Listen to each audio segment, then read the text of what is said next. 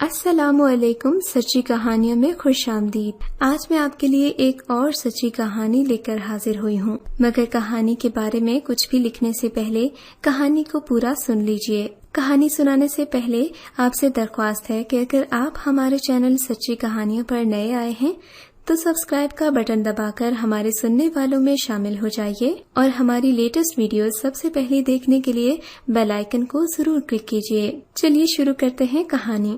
خوشبخت کی کرخت آواز کی گونج سے جیسے چڑیاں بھی سہم کر اپنے گھونسلوں میں بیٹھ گئی تھیں۔ تانیہ نے اپنے ماتھے کا پسینہ دوپٹے کے پلو سے پونچھا اور تھوڑا سا گھونگھٹ نکال کر مری ہوئی چال چلتی خوشبخت کے سامنے جا کھڑی ہوئی۔ جی اماں جی، اس نے بہت دھیمی آواز سے کہا تھا۔ اماں کی بچی کہاں مر گئی تھی؟ 1 گھنٹے سے آوازیں دے رہی ہوں، حلق خشک ہو گیا میرا۔ مگر تجھے کیا پرواہ، تو مہرانی بنی پھرا کر، بڈھی ساس موجود ہے نا تیری چوکیداری کرنے کے لیے۔ خوشبخت نے حسب عادت بہو کے لتے لینے شروع کر دیے۔ تانیہ یہ سب کچھ سننے کی عادی ہو چکی تھی۔ شادی کو 5 سال ہو گئے تھے جب وہ بیاہ کر خوشبخت کے گھر آئی تھی تو دیکھنے والوں نے کہا تھا کہ خوشبخت تیرے گھر تو چاند اتر آیا ہے، سنبھال کر رکھنا اس گلاب کے پھول کو۔ مگر خوشبخت کا کڑوا مزاج بھی سبھی کے علم میں تھا۔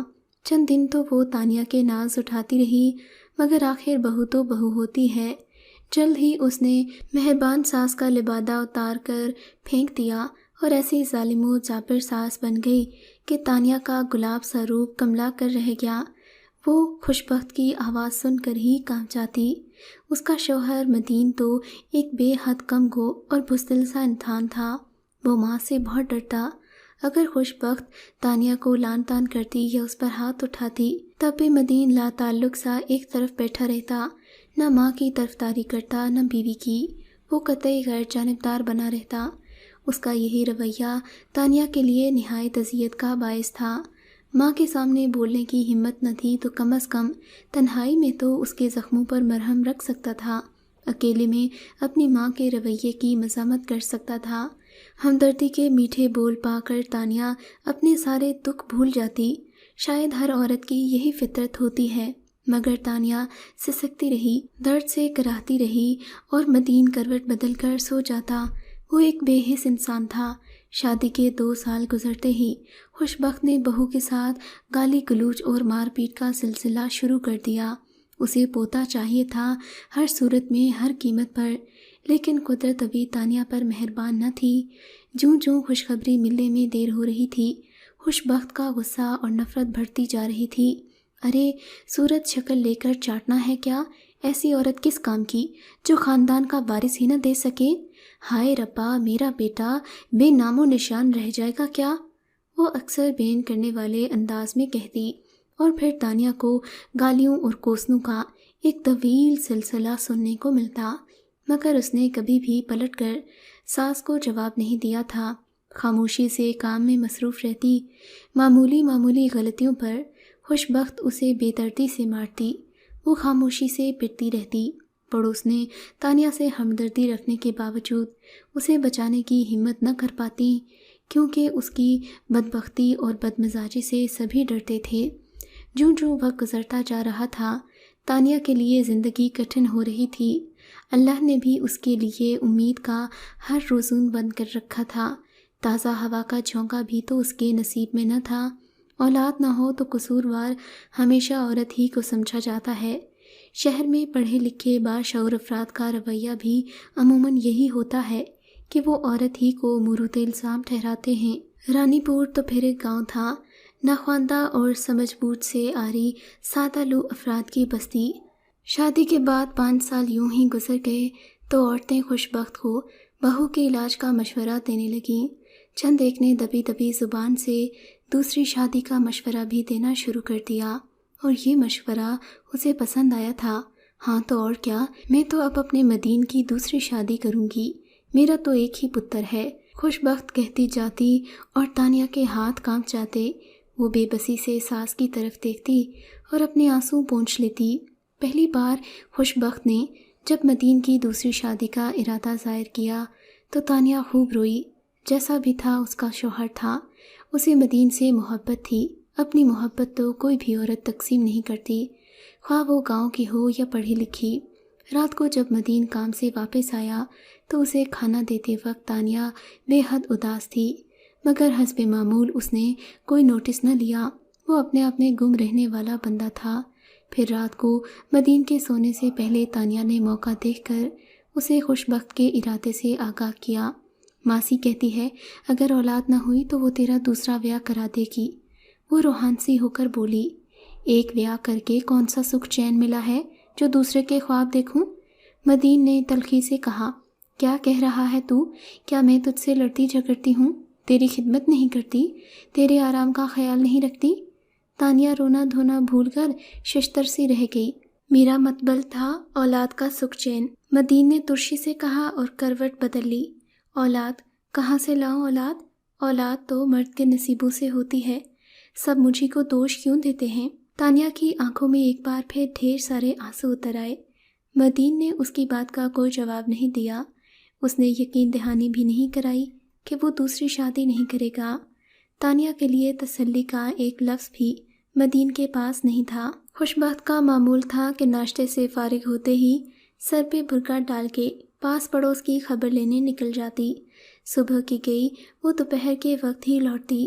اس دوران وہ تانیہ کو گھر کی صفائی اور مرغیوں کے ڈبے کے لیے چھوڑ جاتی تاکہ وہ سب کچھ صاف کر لے۔ اسے خاصا وقت لگ جاتا، پھر وہ دوپہر کا کھانا تیار کرتی۔ دوپہر کا کھانا لینے اکثر جمال آ جاتا جو مدین کے کھیتوں پر ہی کام کرتا تھا، اور تانیہ گھونگھٹ کی آڑ کیے اسے کھانا تھما دیتی تھی۔ دوپہر کے کام سے فارغ ہو کر وہ کپڑے دھونے بیٹھ جاتی۔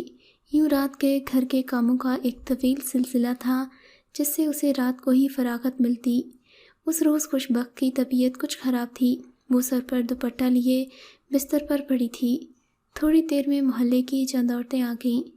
انہوں نے خوش بخت کی مزاج پرسی کی اور اس کے کمرے میں بیٹھ کر باتیں کرنے لگیں۔ تانیہ حسب معمول کام میں مصروف تھی۔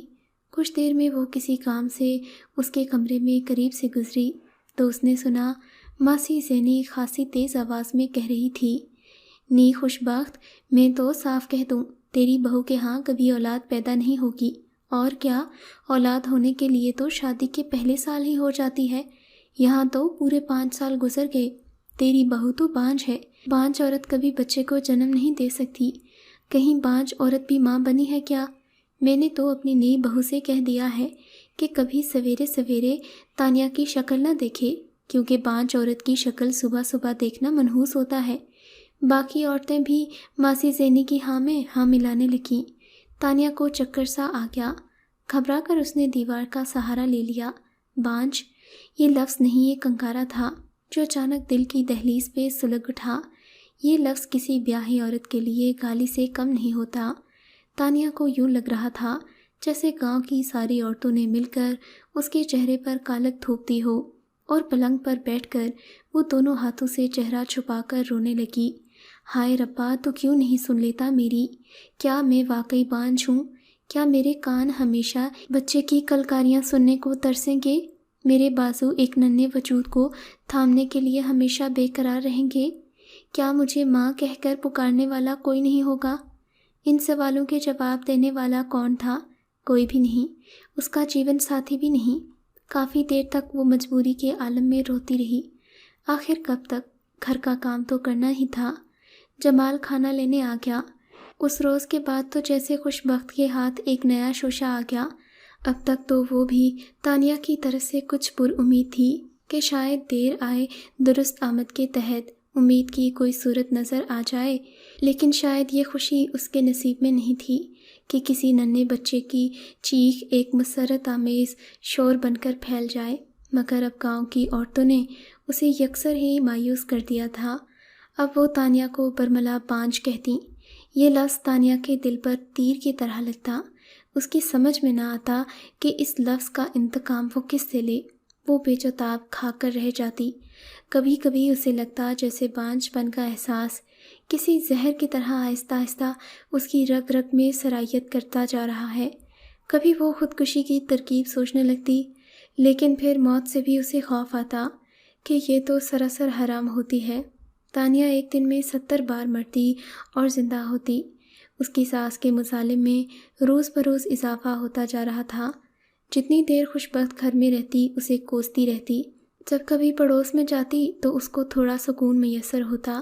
تانیہ کو تو اب اس کی گالیاں بھی بری نہ لگتیں، نہ ہی اس کی مار پیٹ سے تکلیف پہنچتی، بس ذرا اذیت پہنچی تو صرف لفظ باندھ سے۔ وہ اس لفظ کو کسی صورت سننا نہیں چاہتی تھی۔ یہ لفظ کسی خنجر کی طرح اس کے دل کے ٹکڑے ٹکڑے کر دیتا تھا۔ اسی کشمکش میں 7 سال گزر گئے، 7 طویل سال، بنجر اور ویران سال۔ اس کی کوکھ یوں ہی سونی کی سونی رہی۔ اس کے نصیب میں شاید کوئی پھول تھا ہی نہیں، لیکن ایک دن معجزہ ہو گیا۔ تانیہ کام کرتے کرتے اچانک الٹی کرنے آنگن کے کنارے لگے نل کی طرف بھاگی تو گھر میں داخل ہوتی خوش بخت کی رکی سانسیں جیسے اکھڑ گئیں۔ کیا بان زمین پر بھی پھول اگتے ہیں؟ شاید یوں ہی بد ہضمی ہو گئی ہوگی، کھاتی بھی تو بہت ہے، پیٹ خراب ہو گیا ہوگا۔ موسم ابھی ٹھنڈا ہونے والا ہے۔ خوش بخت امید اور نا امیدی کے درمیان کھڑی تھی، مگر تانیہ نل کے پاس پہنچی تو اس کا چہرہ پیلا پڑا ہوا تھا۔ واپس باورچی خانے کی طرف جاتے ہوئے اس کے قدم لڑکھڑانے لگے۔ خوش بخت بھی اس کے پیچھے پیچھے اندر آ گئی۔ کب سے یہ الٹیاں لگی ہیں؟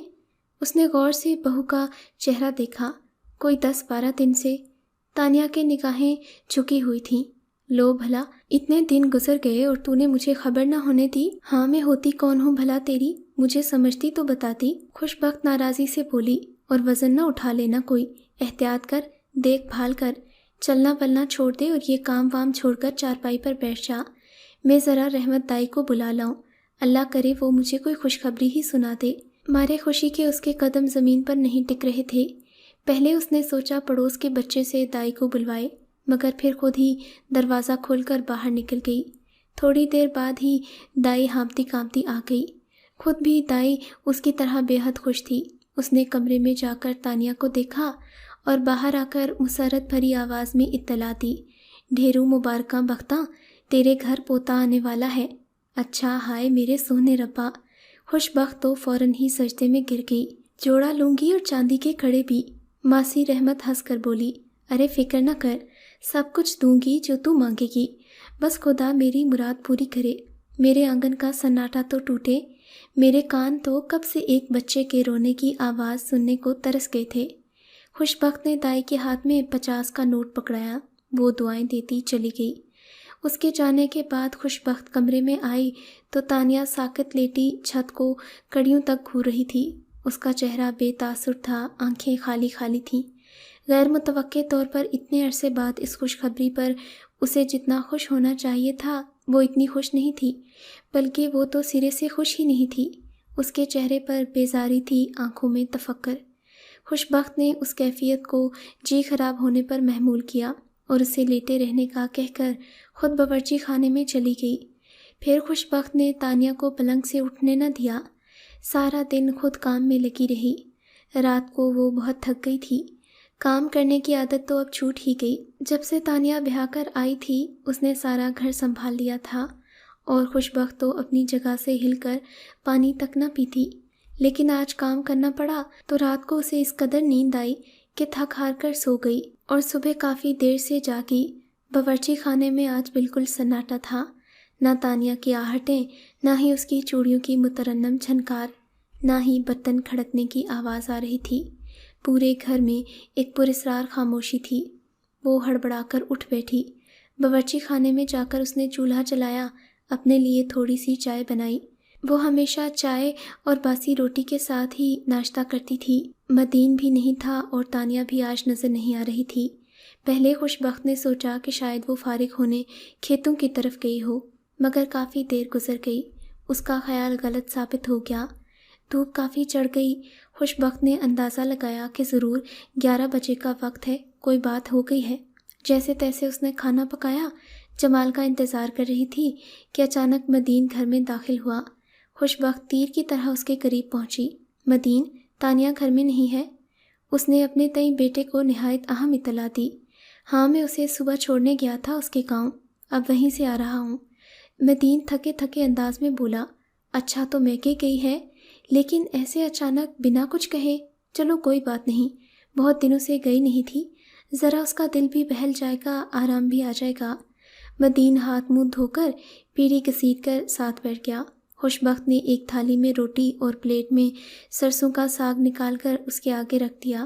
وہ سر جھکا کر کھانا کھانے لگا۔ خوشبخت نے غور سے مدین کے چہرے کی طرف دیکھا۔ گھر میں کئی سال بعد خوشخبری کی بازگشت گونجی تھی، مگر حیرت انگیز بات تھی، نہ تو اس خبر نے بہو کے چہرے پر پھول کھلائے تھے، نہ ہی بیٹے کے، بلکہ مدین تو پہلے سے بھی زیادہ اداس اور اجڑا ہوا نظر آ رہا تھا۔ اس نے کھانا بھی کم ہی کھایا۔ اچھا اماں، کھیتوں پہ جا رہا ہوں، وہ ماں کی طرف دیکھے بغیر بولا اور تیز سے چلتا کھیتوں کی طرف نکل گیا۔ کئی دن بیت گئے۔ تانیہ ایسی گئی کہ پلٹ کر نہ آئی۔ اس سے پہلے وہ جب بھی میکے گئی 2-4 دن سے اوپر نہ رکتی تھی، لیکن اس بار تو پورے 15 روز ہو گئے تھے وہ نہ آئی، تو خوشبخت کو تشویش ہونے لگی۔ پڑوس نے آ کر اسے مبارکبادیں دے چکی تھیں۔ سب اس کی بے چینی کے ساتھ تانیہ سے ملنے کے لیے منتظر تھیں، مگر تانیہ تو آنے کا نام ہی نہیں لے رہی تھی۔ خوشبخت روز ہی مدین سے کہتی کہ بہو کو واپس لے آئے، مگر تانیہ کا نام سنتے ہی اس کا چہرہ پھیکا پڑ جاتا۔ وہ سر جھکا کر باہر نکل جاتا۔ کہیں دونوں کی لڑائی تو نہیں ہو گئی؟ چلو ایسا ہوا بھی ہو تو میں اسے جا کر لے آؤں گی۔ خوشبخت بیگم نرم پڑ گئی تھی۔ اگلے روز وہ صبح جلدی اٹھ گئی، جلدی گھر کا کام نمٹایا، پھر دوپہر کو تانیہ کو لینے کے لیے اس کے گاؤں جانے والی بس میں بیٹھ گئی۔ اپنے پروگرام کی اطلاع اس نے مدین کو بھی نہ دی۔ خوشبخت جب تانیہ کے گاؤں پہنچی تو شام ڈھل گئی تھی۔ گاؤں میں خاموشی سی چھائی ہوئی تھی۔ تانیہ کی ماں سے لیگ کے بعد ادھر ادھر کی باتیں کرنے کے بعد وہ تانیہ کے پاس آ بیٹھی۔ وہ ایک تخت پر بے حد خاموش اور گمسم بیٹھی تھی۔ اس کا چہرہ بے تاثر تھا، آنکھیں کھوئی۔ سر کے اشارے سے اس نے خوشبخت کو سلام کیا۔ وہ پھر اپنے آپ میں گم ہو گئی۔ خوشبخت کو اس کے سرد رویے کے باوجود اس پر بڑا پیار آ رہا تھا، کیونکہ وہ اسے وارث دینے جا رہی تھی۔ بیٹی، کب گھر چلے گی؟ میرا تو آنگن سونا پڑا ہے تیرے بغیر۔ سچ اب تو ایک دن بھی مجھ سے نہ کاٹا جائے تیرے بنا۔ تو واپس چل، بے شک تو چارپائی پر بیٹھ کر کھانا، میں سارا کام کروں گی، تیری خدمت کروں گی۔ میں اپنی بہو کے بغیر بہت اداس ہوں۔ خوشبخت بیگم بہت نرم اور محبت بھرے لہجے میں بول رہی تھیں۔ تانیہ نے خالی نگاہوں سے خوشبخت کی طرف دیکھا، پھر سر جھکا لیا۔ چند لمحے کی خاموشی کے بعد وہ بولی، اماں جی، میرا اب تیرے آنگن سے کوئی ناتا نہیں رہا، میں سارے رشتے توڑ کر آئی ہوں۔ کیا؟ خوشبخت اس کی طرف دیکھے بغیر زہریلے لہجے میں بولی، تجھے یاد ہوگا ابھی زیادہ دن نہیں گزرے کہ تو مجھے بانجھ کہا کرتی تھی۔ گاؤں کی عورتوں کا خیال تھا کہ صبح سویرے میرا منہ دیکھنا منحوس ہوگا۔ تو مجھے اٹھتے بیٹھتے بانجھ ہونے کا طعنہ دیا کرتی تھی۔ یہ الفاظ بانجھ کسی انگارے کی طرح ہر گھڑی میرے دل پر دھرا رہتا تھا۔ مجھے ہر صورت اس انگارے کو بجھانا تھا، مجھے اس داغ کو اپنے ماتھے سے مٹانا تھا۔ عورت جب کرنے پہ آئے نا تو سب کچھ کر گزرتی ہے۔ میں نے بھی یہ ثابت کرنے کے لیے کہ میں بانجھ ہوں یا تیرا بیٹا، وہ سب کچھ کیا، اور اب جب یہ بات کھل چکی ہے کہ 7 سال میں نے ایک بانجھ مرد کے ساتھ گزارے، میرا اس مرد اور اس کے آنگن سے ہر رشتہ، ہر تعلق ختم ہو گیا ہے۔ یہ کیسی بہکی باتیں کر رہی ہے تانیہ؟ مدین تیرے ہونے والے بچے کا باپ ہے، نہ تو بانجھ ہے نہ میرا بیٹا بانجھ ہے۔ خوشبخت تڑپ کر بولی، اس سے بڑا جھوٹ اور کوئی نہیں۔ تانیہ سرد آواز میں بولی، فیصلہ میں نے پہلے ہی مدین کو سنا دیا تھا، وہ مجھے 3 طلاقیں دے کر یہاں چھوڑ گیا ہے۔ ایک لمحے کے لیے خوشبخت کی سانسیں جیسے رک گئیں۔ تانیہ پھر پتھریلے لہجے میں بولتی رہی، ٹھیک 4 مہینے بعد جمال سے میرا نکاح ہو جائے گا، جو میرے ہونے والے بچے کا باپ ہے۔ اس نے مجھے یہ تاج بھی پہنایا ہے کہ میں بھی جنم دے سکتی ہوں، میں بانجھ نہیں ہوں۔ خوشبخت کے ہوش و حواس پر ایسی بجلی گری تھی کہ نہ وہ بول سکتی تھی نہ سن سکتی تھی، بس صرف دیکھ سکتی تھی، اور پتھرائی ہوئی پھٹی آنکھوں سے وہ تانیہ کو دیکھے جا رہی تھی، جو اس کی زبان سے نکلے ایک لفظ کا انتقام لینے کے لیے کس قدر آگے بڑھ گئی تھی۔ آپ کو اگر یہ کہانی اچھی لگی ہے تو اس ویڈیو کو لائک کیجیے، اور اس طرح کی مزید کہانیاں سننے کے لیے ہمارے چینل کو ضرور سبسکرائب کیجیے۔ کہانی سننے کا شکریہ۔ آپ سے ملاقات ہوگی اگلی ویڈیو میں، تب تک کے لیے اللہ حافظ۔